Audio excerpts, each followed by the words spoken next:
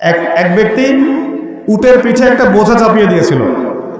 ওমর রাদিয়াল্লাহু আনহু যুগের কথা বলছে। উটের পিঠে বোঝা চাপিয়ে দিয়েছে, এই বোঝায় উট চলতে পারছে না, নুয়ে পড়ছে। ওমর রাদিয়াল্লাহু আনহুর হাতে একটা লাঠি ছিল, এই লাঠি দিয়ে সেই ব্যক্তিকে ডেকে তিনি দুটো মাইট দিলেন। দেওয়ার পরে ওই ব্যক্তি বলছে, বিআই যামবিন আমিরুল মুমিনিন, কোন পাপের কারণে আমাকে মারলেন হে আমিরুল মুমিনিন? তিনি বলছেন যে তুমি কি জানো না যে নবী সাল্লাল্লাহু আলাইহি ওয়াসাল্লাম পশু প্রাণীর অধিকার নিয়ে কথা বলেছেন?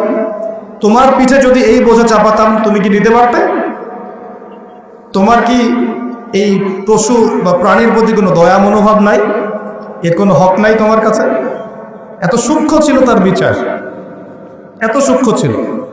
আপনারা জানেন না, মনে পড়ে না ওই ঘটনা যে মায়ের বাচ্চারা না খেয়ে শুয়ে আছে, কান্নাকাটি করছে।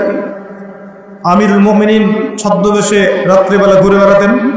যখন দেখলেন যে শিশু কান্না করছে, জিজ্ঞাসা করলেন কেন কান্না করছে? বলছেন আল জু আমিরুল মুমিনিন, ক্ষুধার কারণে। হাদা ওয়াল্লাহি হাদা বাইনি ওয়া বাইনা ওমর, আল্লাহর কসম করে বলছি এটা ওমর আর আমার মাঝখানের ব্যাপার। এই মহিলা বলছে। ওমর রাদিয়াল্লাহু আনহুর কলিজাটা কেঁপে উঠেছিল।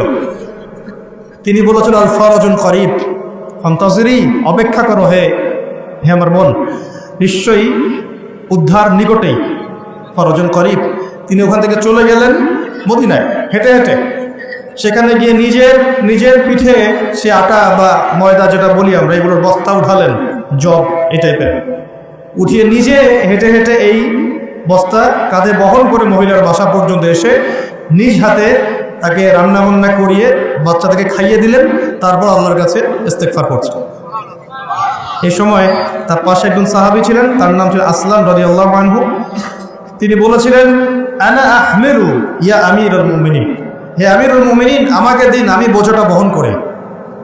তখন উমর রাদিয়াল্লাহু আনহু যে কথাটা বলেছিলেন, এই একটা কথাই পুরো বিশ্বের পলিটিক্যাল সিস্টেম পরিবর্তন করার জন্য যথেষ্ট। এই একটা শব্দ, এই একটা কথা। সেটা কি? তিনি বলছেন হাল তাহমিলু উজরি ইয়াউমাল কিয়ামাহ, তুমি আজকে আমার এই আটার বস্তা বহন করতে চাচ্ছ আসলাম, কালকে আমাদের মাঠে গিয়ে তুমি আমার পাপের বোঝা বহন করবে? হাল তাহমিলু উজরি ইয়াউমাল কিয়ামাহ, তুমি কি কিয়ামতের মাঠে আমার পাপের বোঝা বহন করবে, আমার দায়িত্ব বহন করবে? আমি যে আমিরুল মুমিনিন, আমাকে আল্লাহ পাক বিশাল দায়িত্ব দিয়েছেন, যখন হিসেব নেবেন তুমি কি আমার পাপের হিসেব দিবে? এই একটা সেন্টেন্স যদি প্রত্যেক পলিটিশিয়ানের কলিজার মধ্যে ঢুকে যেতে পারে, সোনার বাংলা ইসলামিক খেলাফত কায়েম হয়ে যাবে।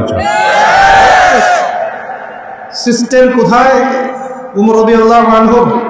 আর এই বিশ্ব চলছে কিভাবে? এখন বেশি বললেও সমস্যা, বেশি বলাও যাবে না। আধ্যাত্মিকভাবে এই জন্যে আল্লাহর কাছে তওবা করে ফিরে আসার দাওয়াত তো দেওয়া যাবে নাকি? আল্লাহ রাব্বুল আলামিন যাকে যত বড় দায়িত্ব দিয়েছেন তার কাছে তত কঠিন হিসাব নেবে, এটা চূড়ান্ত। এই স্টেটমেন্ট আপনি পাল্টাতে পারবেন না। আল্লাহ পাক যাকে যত বড় দায়িত্ব দিয়েছেন তার কাছ থেকে তত বড় হিসাব নেবেন। যার দায়িত্ব যত কম তার হিসেব তত আসান। একটা হাদিসের মধ্যে আসছে, রাসূল সাল্লাল্লাহু আলাইহি ওয়াসাল্লাম একজন সাহাবী বলেছেন, এটা আসার হাদিস না, এটা আসার, সাহাবীদের একটা চিহ্ন, তাদের থেকে আসছে। তারা বলছেন যখন তোমরা দেখবে জুমার খুতবা হচ্ছে খুব লম্বা, অনেক লম্বা খুতবা হচ্ছে, নামাজ খুব সংক্ষিপ্ত, তখন বুঝবা ওই যুগটা হচ্ছে অজ্ঞদের যুগ। কিসের যুগ? কারণ অজ্ঞদেরকে বোঝাতে অনেক সময় লাগে। একটা বিষয়, সহজ বিষয় বোঝাতে অনেক সময় লাগবে, কারণ কিছুই বোঝে না তারা, প্রত্যেকটা বিষয় খুঁড়িয়ে নিয়ে বোঝাতে হয়। আর যখন দেখবে যে জুমার খুতবা হচ্ছে সংক্ষিপ্ত, নামাজটা হচ্ছে লম্বা, বুঝবে এই যুগটা জ্ঞানী মানুষদের যুগ। কারণ জ্ঞানী মানুষদেরকে বেশি কথা বলতে হয় না, টাচ দিলে বুঝতে পারে কি বলতে যাচ্ছে তারা, কি ওয়াজ করতেছে সেটা বড় কথা না, কতক্ষণ ওয়াজ করছে এটা এখন বড় কথা হয়ে গেছে। তো এগুলো চলছে, এই মেজর ইস্যু যেটার সাথে পুরো বিশ্বের অর্থনীতি, রাজনীতি, সমরনীতি, ফাইন্যান্স, গ্যাসের দাম, তেলের দাম, ভোগ্যপণ্যের দাম, নিত্য প্রয়োজনীয় পণ্যের দাম, রেমিটেন্স, আপনার ডলার রিজার্ভ, মুদ্রাস্ফীতি, সব জড়িত হয়ে আছে ইউক্রেন রাশিয়ার ইস্যুর সাথে। সব কিছু জড়িত এই ইস্যুর সাথে, কোনো আলাপ নাই। আচ্ছা ওটা বাদ দেন, আমাদের না ওটা। এখন টাটকা ইস্যু চলছে কোরআন পুড়িয়ে দেয়া, চলছে না? পশ্চিমারা কোরআন পুড়িয়ে দিচ্ছে। কোরআনের প্রতি এত ক্ষোভ কেন পোড়াচ্ছেন? এটা কি ওদের বাক স্বাধীনতা? এখন কি মানবতা বিরোধী অপরাধ হচ্ছে না? এটা সন্ত্রাসবাদ নয়? এটা কি নব্য সাদা চামড়া নয়? এটা কি ব্লাসফেমি নয়? ধর্ম অবমাননা নয়? এই কাজটা যদি আমরা করতাম, আমরা যদি আল্লাহ না করুক, আমরা তো করবো না, কারণ আমরা এসবে যাই না। আমাদের মধ্যে কোনো মুসলিম ভাই আল্লাহ না করুক যদি অন্য কোনো ধর্মবন্ধু পুরাতো, তাহলে আপনার কি মনে হয় অবস্থা এমন থাকতো? টুটি চিপে ধরতো, কলার চিপে ধরতো। তো এখন কিছু হয় না, এখন ব্লাসফেমি হয় না, মানবতার বিরোধী অপরাধ হয় না, এটা সন্ত্রাসবাদ না, এটা জঙ্গিবাদ না? তারা যে সারা বিশ্বে প্রত্যেক মুসলিম কান্ট্রিতে লক্ষ লক্ষ মুসলিম ভাই বোনকে হত্যা করছে, এটা জঙ্গিবাদ না? এটা সন্ত্রাসবাদ না? ওরা তো ছেলেদের বিয়ে করে, নেকটা হয়ে ঘোরাফেরা করে, উলঙ্গ হয়ে ঘোরাফেরা করে। ওদের সমাজে এক একটা মেয়ে বিয়ের আগে 10 বার করে সেক্স করে কমপক্ষে। এক একটা ছেলে বিয়ের আগে 10-20টা মেয়ের সাথে সাতভোগ করে। ওরা আমাদেরকে শেখায় এখন সভ্যতা কাকে বলে, ওরা আমাদেরকে শেখায় জ্ঞান কীভাবে শিখতে হবে, ওরা আমাদেরকে যে মতবাদ শেখায় আমরা সেটা কাটপেস্ট করে প্রয়োগ করি। সব কিছু ওদের থেকে আসতেছে আমাদের। আমরা আমাদের গায়রত, কোরআন এবং সুন্নাহ আদর্শ হারিয়ে ফেললাম, এতই দুর্বল হয়ে গেলাম। একটা সময় মুসলিমরা পুরো বিশ্বকে নেতৃত্ব দিত। মানে আমরা যদি বিশ্বের কোনো দেশকে বলতাম ওঠো, ওরা উঠতো, বসতো, বলতো বসো, বসতো। এই জায়গায় আমরা ছিলাম একদিন 2 দিন না, প্রায় 1200 বছর। কত বছর? 1200 বছর। এই জেনারেশন কি এই কথাটা জানে সত্যি? এই জেনারেশনের কত পার্সেন্ট মানুষ এটা জানে? কত পার্সেন্ট যুবক এটা জানে যে আমাদের শেকড় কোথায়? এই উপমহাদেশে ইসলাম কিভাবে এসেছে, ইউরোপে ইসলাম কিভাবে গেছে, ওরা কিভাবে ইসলাম বিদ্বেষী হলো, কয়টা ক্রুসেড হয়েছে, কয়টা ক্রুসেড তারা লঞ্চ করেছিল, কতবার তারা আমাদের উপর আক্রমণ করেছে, কেন তারা পুরো বিশ্ব জুড়ে মুসলিমদেরকে আজকে মেরে ফেলতে চায়, ডমিনেট করতে চায়, কেন চায়, উদ্দেশ্য কি ওদের? কেন কোরআন পড়িয়ে দিচ্ছে? এর সাথে কি শত্রুতা? আল্লাহ পাক কোরআনকে বলছেন যে ওয়ালাকাদ সাররাফনা ফি হাযাল কুরআন লিন-নাস মিন কুল্লি মাসাল, আমি এই কোরআনের মধ্যে মানব জাতির জন্য সমস্ত বিষয় বর্ণনা করেছি। বলে সুবহানাল্লাহ। আল্লাহ পাক বলছেন ওয়া নাযালনা আলাইকাল কিতাব, হে নবী আমি তোমার প্রতি এমন কিতাব নাযিল করেছি তিবিয়ানান লিকুল্লি শাই, যে কিতাবটা প্রতিটা বিষয়কে ব্যাখ্যা করবে। হুদা ওয়া রাহমাতান, এটা হেদায়েত এবং এটা রহমত। ওয়া বুশরা লিল মুসলিমিন, মুসলিমদের জন্য এটা বুশরা, সুসংবাদ। তো এত সুসংবাদের পরিপূর্ণ বইটাকে কেন পড়াচ্ছে তারা? কার প্রতি বিদ্বেষ? কেন কোরআনকে সহ্য করতে পারছে না? কারণ কোরআন ওদের সমকামিতার বিরুদ্ধে, কোরআন ওদের সুদের বিরুদ্ধে, কোরআন ওদের জুলুমের বিরুদ্ধে। কোরআন পৃথিবীর সমস্ত জুলুমের বিরুদ্ধে দাঁড়িয়ে যাবে। কোরআন পর্নোগ্রাফির বিরুদ্ধে, কোরআন এই জিনার বিরুদ্ধে, কোরআন ওদের সমস্ত নোংরামির বিরুদ্ধে। এই কারণেই কোরআনের সাথে এত শত্রুতা। ওরা সারা বিশ্ব জুড়ে চুরি আর ডাকাতি করছে, কোরআন তার বিরুদ্ধে। সারা বিশ্ব জুড়ে শিরক ছড়িয়ে দিচ্ছে, কোরআন তার বিরুদ্ধে। সারা বিশ্বের মতবাদ ছড়িয়ে দিচ্ছে যে আল্লাহর পুত্র আছে ঈসা আলাইহিস সালাম, নাউযুবিল্লাহ, কোরআন তার বিরুদ্ধে। তারা মুহাম্মদ সাল্লাল্লাহু আলাইহি ওয়াসাল্লাম এবং তার সুন্নতকে অস্বীকার করে, কোরআন তার পক্ষে। কোরআনে বলা হচ্ছে যে আল্লাহর জমিনে আল্লাহ পাকের দিনটা প্রতিষ্ঠা করতে হবে, ওরা তার বিপক্ষে। এই সমস্ত কারণে ওরা কোরআনকে জ্বালিয়ে দিতে চায়। এখন কোরআনে কখনো বলা আছে নিরপরাধ কোনো মানুষকে হত্যা করতে হবে? এইরকম একটা কিতাবকে তারা কেন পড়াচ্ছে? এই শুনে কতগুলো ওয়াজ মাহফিল শুনেছেন, কয়টা প্রশ্ন শুনেছেন? সমস্যা আমাদের মধ্যেও, সমস্যা আপনাদের মধ্যেও, সমস্যা অডিয়েন্সের মধ্যেও, সমস্যা যে স্পিচ দিচ্ছে তার মধ্যেও। আমরা কেউই পারফেক্ট না, আমরা সবাই আমাদের জায়গা থেকে খেয়ানত করছি, আমরা সবাই যার যার জায়গা থেকে আমানতের খেয়ানত করছি। এর আমরা সবাই যার যার জায়গা থেকে আমানতদার হতাম, আজকে ইসলামের অবস্থা এমন হতো না। বিশ্বাস করেন, সেকুলার সমাজ, নাস্তিক সমাজ, বা যারা একটু মুক্ত চিন্তা বলে, বাক স্বাধীনতার কথা বলে, মুক্ত চিন্তার কথা বলে, যারা দাবি করে তারা একটু স্মার্ট, এমন দাবি করে না, এই বিশাল কমিউনিটি ইসলামের নামে এরকম কিছু ভণ্ডামি দেখে ইসলাম সম্পর্কে বিরূপ ধারণা সৃষ্টি করে। এবং এই ইস্যুগুলোকে কেন্দ্র করে তারা সারা ওয়ার্ল্ডে প্রোপাগান্ডা চালায় ইসলামটা এমন। ইসলাম কি এমন? ইসলামকে আজকে হাসি ঠাট্টার পাত্র বানানো হয়েছে। এগুলো দেখে কোনো মানুষ ভালো থাকতে পারে? যদি ভিতরে ঈমান থাকে, আপনার ভিতরে রক্তক্ষরণ হবে, আপনার কলিজা কাঁপবে, ভিতরে একটা জ্বালান ফিল হবে, আগুন জ্বলবে ভিতরে, সমুদ্রের মতো। সমুদ্র আস্তে আস্তে বয়ে যাচ্ছে ঠিকই, ভিতরে কিন্তু আগ্নেয়গিরি আছে। জানেন সমুদ্রের ভিতরে কি আছে? আগুন আছে, আগুন। কিয়ামতের দিন ফেটে পড়বে সমুদ্র, একদম কিয়ামতের দিন সমুদ্র ফেটে পড়বে এবং পানিতে আগুন লেগে যাবে। আমরা তো জানি যে পানিকে নেভায়, আগুনকে নেভায় পানি, তাই না? কিয়ামতের মাঠে উল্টা হবে, আগুনেই পানিতে আগুন লেগে যাবে কিয়ামতের মাঠে। সূরা তাকবীর পড়ে দেখেন, এর নিচের মধ্যে এরকম আগুন আছে। এগুলো দেখার পরেও কোনো ইমানদার মানুষ ভালো থাকতে পারে? টাটকা ইস্যু ছিল এই যে একটা বৈশ্বিক সংকট, যুদ্ধ চলছে সারা বিশ্বে, তার উপর করোনার একটা প্রভাব চলে গেছে। আরেকটা আছে এই যে কোরআন ইস্যু চলছে এখন। আর সবচেয়ে লেটেস্ট, এবং এটা তো চলছেই বিগত 80 বছর থেকে, আবার নতুন করে ইস্যু চলছে এখন, প্যালেস্টাইন, ফিলিস্তিন এবং ইসরায়েল ইস্যু চলছে না? এখনকার ইস্যু ওদের, এখনকার ভিশন কি? যে আমাদের মসজিদ মসজিদুল আকসা এটাকে সরিয়ে ফেলে সেখানে ওদের টেম্পল নির্মাণ করার প্ল্যান এখন। আমরা এই পর্যন্তই বলতে পারবো না, আউযুবিল্লাহ, এর বেশি কিছুই করতে পারবো না। আমাদের ঈমান এই অবস্থাতেই এখন। একটা লেভেল থাকে, মান রাআ মিনকুম মুনকার, কেউ যদি কোনো মুনকার কাজ দেখে ফালিয়ুগাইয়ির বিয়াদিহি, ক্ষমতা থাকলে হাত দিয়ে সরিয়ে দিবে, মানে ক্ষমতা থাকলে একদম লড়াই করে সরাই দিবে।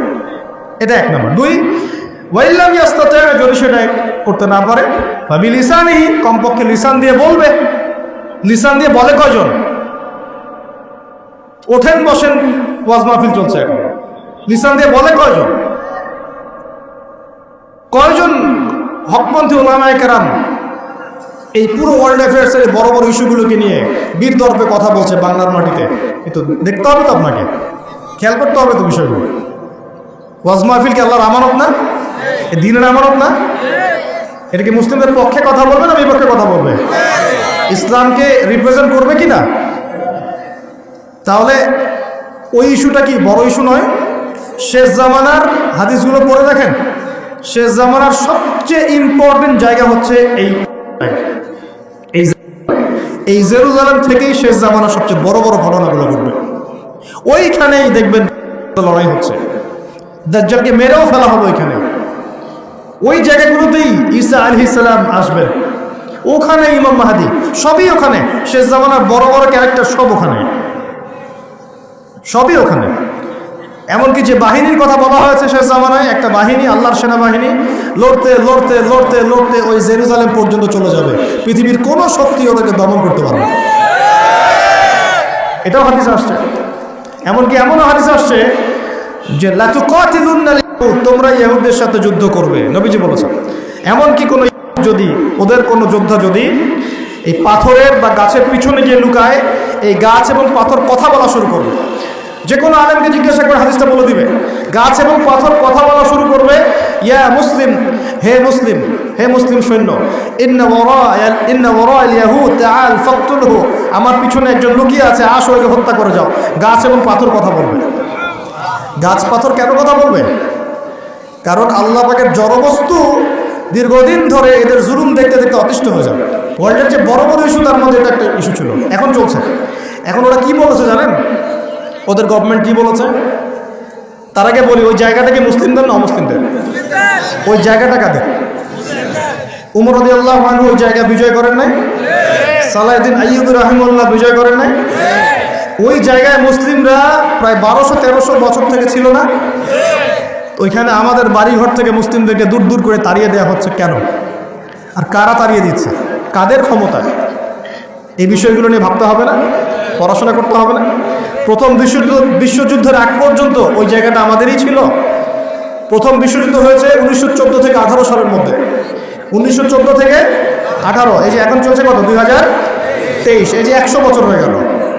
এই প্রথম বিশ্বযুদ্ধের সময় ব্রিটেন, নাম শোনেন না? ব্রিটিশরা এই যে আমাদের সাবকন্টিনেন্টে 200 বছর শাসন করেছিল। ইতিহাস পড়েন নাই?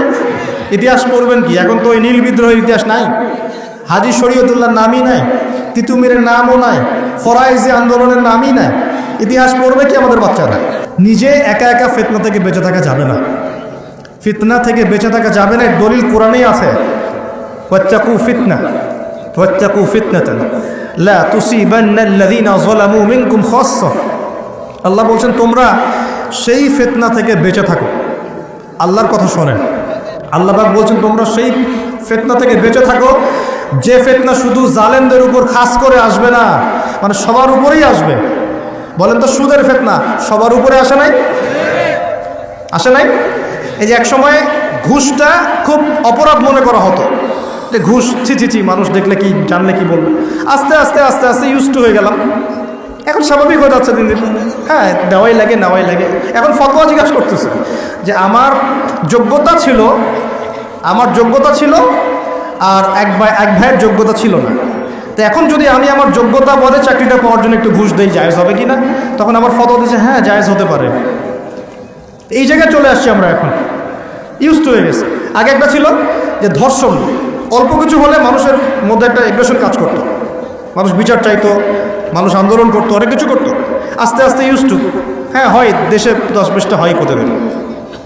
আগে ছিল একজন ব্যক্তি যদি চুরি করতো খুব চক্ষু লজ্জা, চুরি করেছে কেউ জানলে কি হয়ে যাবে।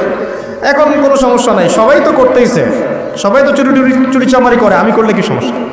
আগে ব্যবসা করতো মানুষ, মাপে কম দিলে একটু চক্ষু লজ্জা কাজ করতো, কেউ দেখে ফেললে জেনে ফেললে কি হবে না হবে। এখন সবাই করে, আমিও করি, মানে যে সবাই করে আমিও করে, আস্তে আস্তে সব ইউজ টু করে ফেলা হয়েছে। প্রথম ইস্যুগুলো নিয়ে মানুষ খুব উদ্বেগ ছিল, হ্যাঁ ওটা আমাদের জায়গা, এটা আমাদের ফেরাতে হবে, ফেরানোর চেষ্টা করতে হবে, ইত্যাদি ইত্যাদি। আস্তে আস্তে আচ্ছা ঠিক আছে, আস্তে আস্তে হ্যাঁ ঠিক আছে, ইউজ টু। ওদেরই তো, ওরা শক্তিশালী, আমরা দুর্বল, এরকম হয়ে গেছে। আস্তে আস্তে এই যে অবস্থা, এতে করে শুধু এক শ্রেণীর মানুষ ইফেক্টেড হবে না, পুরো উম্মার সবাই ইফেক্টেড হবে। আস্তে আস্তে এই সমস্যাগুলোর ফলাফল আপনার আমার বাসার দরজায় যদি না আসছে, নাম বদলে ফেলবো ইনশাআল্লাহ। সবার দরজায় এই ফিতনাগুলো আসবে। এখন আমি একটা হাদিস শুধু আপনাদেরকে বলবো আজকে, এই একটা হাদিস থেকে আমি আলোচনা গুটিয়েও নিব এবং শেষের দিকে আমি কিছু স্পেশাল নসিহত করব আগামী রমজানের জন্য। কিসের জন্য? মনে আছে রমজানের কথা? এতটুকু যে আলোচনা শুনলেন তাতে একটা জিনিস আপনার কাছে স্পষ্ট, যে পুরো বিশ্বের প্রেক্ষাপট কিন্তু ভালো না এবং মুসলিমদের অনুকূলে না। এই জায়গায় নাকে তেল দিয়ে সবাই ঘুমিয়ে যাওয়ার ইবাদত করবে, এই সুযোগটা নাই। এখন প্রথমে জ্ঞান অর্জন করতে হবে। কী করতে হবে? জ্ঞান অর্জন, তারপর সচেতনতা, তারপর বেশি বেশি আমল করা, নিজের হায়াতটাকে মূল্যায়ন করা। এরপর দরকার হবে আমার পরিবারটাকে আগে ঠিক করা। কী করা? আগে পরিবার ঠিক করা, নিজের পরিবারের জিম্মাদারি আগে, তারপরে আমার রিজিকের সোর্সটাকে হালাল করে তোলা। এরপরে আমি আমার সাধ্যমতো সৎ কাজে আদেশ করব, অসৎ কাজে নিষেধ করব এবং উম্মার মধ্যে বিভক্তি বাড়াবো না, ফিতনা বাড়াবো না, বরং সাধ্য থাকলে, ক্ষমতা থাকলে আমি এখানে প্রবলেম সলভ করার চেষ্টা করব। আর আমরা আপোষে একটা কান্ট্রির মধ্যে একে অপরের সাথে লড়াই সংঘাতে যাব না। যদি যাই তাহলে কি হবে? উভয়ের মাঝখানে ইউনিটি নষ্ট হয়ে যাবে, আমাদের শক্তি কমে যাবে, হাওয়া বেরিয়ে যাবে, যা ভালো আছে ওইটাও থাকবে না। আল্লাহ পাক আমাদের সবাইকে কথাগুলো একটু বোঝার তৌফিক দান করুন। সর্বপ্রথম আল্লাহর কাছে দোয়া করে আল্লাহ পাক যেন আমাদের সবাইকে জানা অনুযায়ী আমল করার তৌফিক দান করেন এবং আমি যা বলছি তার উপর আগে আমাকে আমল করার তৌফিক দান করেন এবং আপনাদের মধ্যে যারা বুদ্ধিদীপ্ত মানুষ তাদের কলমের মধ্যে কথাগুলো আল্লাহ পাক পৌঁছে দেন। একজন মানুষও যদি পুরো বিষয়গুলো বুঝতে পারে এবং তার দ্বারা যদি আগামীতে কোনো খেদমত হয়, আমি সফল ইনশাআল্লাহ, আমরা সফল। আমরা প্রত্যেকটা জায়গায় যদি একটা করে দিনের মার্কাজ প্রতিষ্ঠান গড়ে তুলি, প্রত্যেক জেলায় যদি একটা করেও এমন আলেম তৈরি হয়, একজন করেও, যে কোরআন সুন্নাহর জ্ঞানকে দিয়ে ওয়ার্ল্ডকে চ্যালেঞ্জ করতে পারে, আমরা সফল ইনশাআল্লাহ। এটাই যথেষ্ট। একজন ইমাম বুখারী রাহিমাহুল্লাহ এর ওস্তাদ বলতেন যে আমার এই দার্সের মধ্যে যদি এমন একজন ব্যক্তি বের হয় যে নবীর হাদিসগুলোকে মানে সহি জয়ীফ জাল এগুলোকে বাছাই করে সহিগুলোকে আলাদা করে ফেলবে, হ্যাঁ, আমার আজকের দার্স সফল। ইমাম বুখারী রাহিমাহুল্লাহর কলবে কলিজায় এই কথাটা এত দাগ কেটেছিল যে তিনি পরবর্তীতে সেই ছাত্র হয়ে দেখিয়েছেন। একজনই যথেষ্ট, ভালো নেতা একজন যথেষ্ট, তাই না? উমর রাদিয়াল্লাহু আনহু কয়জন ছিলেন? একজন না দুজন? আবু বকর কয়জন হয়েছে? উসমান কয়জন হয়েছে? আলী ইবনে আবি তালেব কয়জন? একজন যথেষ্ট। একজন কি পাওয়া যাবে আজকে ইনশাআল্লাহ? যে কথাগুলো বুঝবে এবং আমল করবে, অনেক জ্ঞান অর্জন করবে ইনশাআল্লাহ, আমল করবে, পরিবার করবে, হালাল খাবে এবং সুন্নতের উপর থাকবে, সত্যটাকে সত্য বলে স্পষ্ট করবে, কাউকে ভয় করবে না, মিথ্যাকে মিথ্যা বলে স্পষ্ট করবে, কাউকে ভয় করবে না, ফিতনা বাড়াবে না, কমানোর চেষ্টা করবে, ব্যক্তিত্বশীল হবে, ইসলামকে হাসি ঠাট্টার পাত্র বানাবে না, ব্যক্তিত্ব সম্পন্ন হবে এবং ইনশাআল্লাহ তাআলা সারা জীবনের লক্ষ্য স্থির করবে যে আমার জীবনের লক্ষ্য হচ্ছে আল্লাহর দিনকে প্রচার করা, প্রসার ঘটানো, প্রতিষ্ঠার চেষ্টা করা। একজন পাওয়া যাবে ইনশাআল্লাহ? কে রাজি আছেন বলেন? বাকিরা রাজি নাই? আচ্ছা, আলহামদুলিল্লাহ, আল্লাহ পাক কবুল করুন বলি আমি। বিসমিল্লাহির রহমানির রহিম। এবার হাদিসটা শোনেন। নবী সাল্লাল্লাহু আলাইহি ওয়াসাল্লাম বলেছেন, বলেন সাল্লাল্লাহু আলাইহি ওয়াসাল্লাম। নবী সাল্লাল্লাহু আলাইহি ওয়াসাল্লাম বলেছেন, সাবআতুন, 7 শ্রেণীর মানুষ আছে। কয় শ্রেণী? আমার সাথে একটু মনোযোগ দেন, এটা আমাদের লেকচারের মূল জায়গা। 7 শ্রেণীর মানুষ আছে। কত শ্রেণী? সাবআতুন ইউজিল্লুহুমুল্লাহু তাআলা ফি জিল্লিহি, আল্লাহ পাক এই 7 শ্রেণীকে আল্লাহর ছায়ায় ছায়া দিবেন, মানে আল্লাহ পাকের আরশের ছায়ায় ছায়া দিবেন। ইয়াউমা লা জিল্লা ইল্লা জিল্লুহ, যেদিন এই ছায়া ছাড়া অন্য কোনো ছায়া থাকবে না। বলেন সুবহানাল্লাহ। কত শ্রেণী? আমি জানি হাদিসটা আপনারা আগেও শুনেছেন, তা আজকে নতুনভাবে শেখেন। কয় শ্রেণী? 7 শ্রেণী। কোথায় ছায়া পাবে? আরশের ছায়া। ওই দিন অন্য কোনো ছায়া থাকবে না। এই ছায়া ছায়া পাবে মানে সে কি জান্নাতি না জাহান্নামী? তার কোনো টেনশন হবে? কোনো হিসাব নিকাশের টেনশন, কোনো ভয়, কোনো কিয়ামতের বিভীষিকা কিচ্ছু নাই। একদম সুকুন, ইতমিনাল, একদম নিরাপদ। আচ্ছা, 1 নাম্বার, আগে সিরিয়াল ওয়াইজ বলি, তারপর আপনাকে বোঝাচ্ছি। 1 নাম্বার হচ্ছে ইমামুল আদিল। কি নাম? ইমামুল আদিল, মানে ন্যায়পরায়ণ শাসক। ন্যায়পরায়ণ শাসক। রাষ্ট্রের শাসক হতে পারে, সমাজের হতে পারে, পরিবারেরও হতে পারে। যেখানে যে দায়িত্বশীল তাকেই তার দায়িত্বশীল বলা হয়। আচ্ছা, 1 নাম্বার ইমামুল আদিল।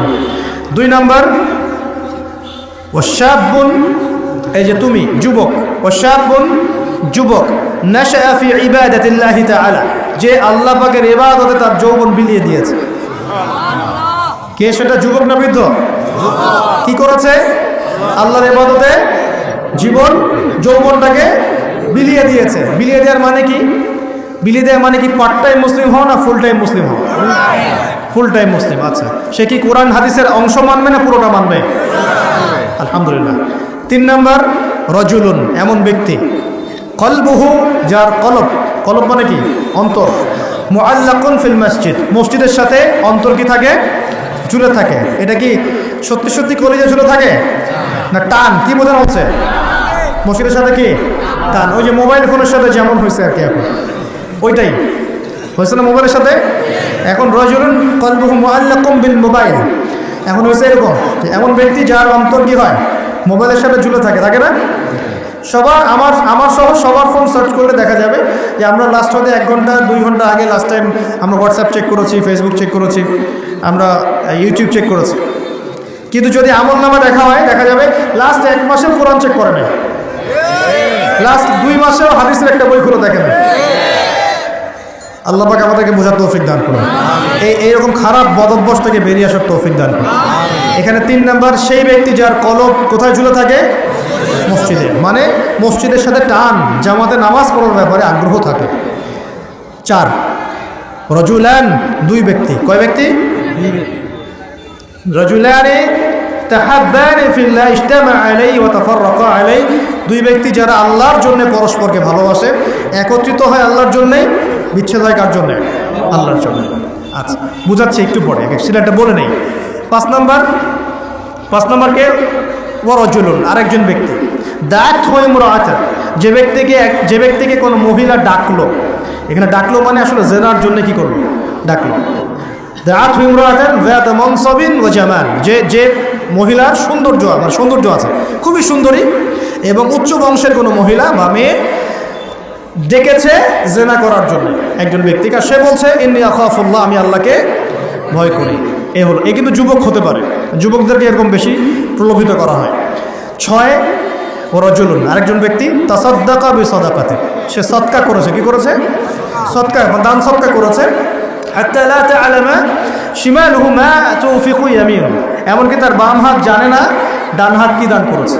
ঠিক আছে, এত গোপনে সে দান করে যে তার বাম হাত জানে না ডান হাত কি দান করেছে।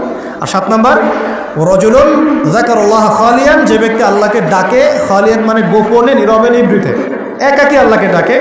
ফায়াদাত আইনাহু, তার চোখ দিয়ে টপটপ করে পানি পড়তে থাকে। কয় শ্রেণী? 7 শ্রেণী। এবার বোঝেন, এটা বোঝার আগে একটু আকাশের দিকে তাকাবেন আজকে বাসায় গিয়ে, বা যেদিন আকাশে ভরপুর তারা উঠবে সেদিন দেখবেন। আকাশে তারা দেখেছেন কখনো? এখন তো সময় নেই এগুলার, মানুষ ব্যস্ত, আকাশের তারা দেখার সময় নেই। আল্লাহ পাক সূরা মুলক পড়তে বলেছেন রাত্রেবেলা, তাই না? সূরা মুলক পড়তে বলেছেন কখন? রাতের বেলা পড়লে কবরের আযাব থেকে বেঁচে থাকবে ইনশাআল্লাহ। আর ওই সূরাতেই দেখবেন প্রথম পৃষ্ঠাতেই আছে এই মহাকাশ তারকার কথা।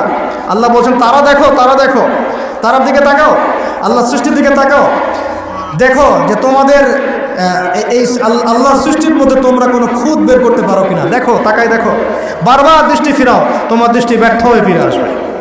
সুবহানাল্লাহ। রাতে সূরা মুলক পড়তে বলেছেন, আর তারা কখন ওঠে? আর সেই তারার কথা এই সূরাতেই আছে।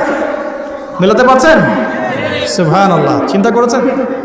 এখন এখান থেকে হাদিসে আসতেছে, আকাশের তারাগুলো দেখবেন, দেখে মনে হবে যে হয়তো বিক্ষিপ্ত হয়ে আছে, আসলে বিক্ষিপ্ত না।